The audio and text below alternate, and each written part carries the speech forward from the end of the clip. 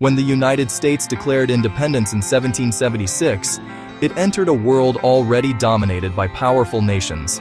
Adopted in 1776, the Declaration of Independence explained to the world why a people had the right to separate from a king and govern themselves on the basis of natural rights. This was not an empty stage. Europe was filled with empires that had existed for centuries.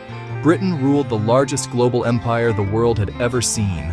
France and Spain controlled vast territories. Monarchs governed through inherited power. Armies enforced authority. Kings ruled by tradition, wealth, and force. Against this backdrop, the United States was small, poor, divided, and untested. It had no king, no ancient throne, no long-standing army. Yet America stepped onto the world stage anyway.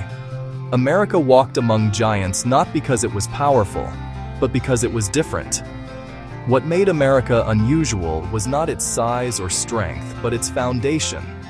While other nations were built around rulers, bloodlines, or conquest, America was built around an argument, an idea about human nature, rights, and authority. The founders did not claim that Americans were better than others. They claimed something more radical, that people everywhere are born with inherent dignity, and that government exists to protect that dignity, not to grant it. This belief placed America in direct contrast with much of the world. In most nations, rights flowed downward, from kings, emperors, or ruling classes. In America's founding vision, rights flowed upward, from the people themselves, because those rights were believed to come from a source higher than government. That difference mattered. It meant leaders were accountable. It meant laws had limits. It meant power was restrained by principle. This was not a guarantee of success.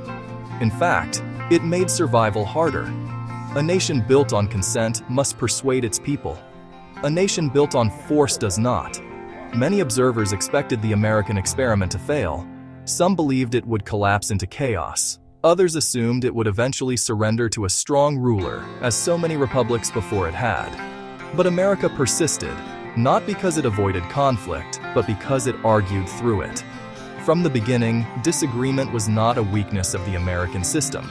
It was evidence of it. Citizens argued over taxes, trade, religion, representation, and power because they were allowed to argue. That freedom to question authority, challenge ideas, and demand reasons was rare in the world America entered. And it is why the young nation mattered. America did not stand among giants because it had conquered them. It stood among giants because it dared to be governed differently. That difference, ideas before power, principles before force, set the stage for everything that followed.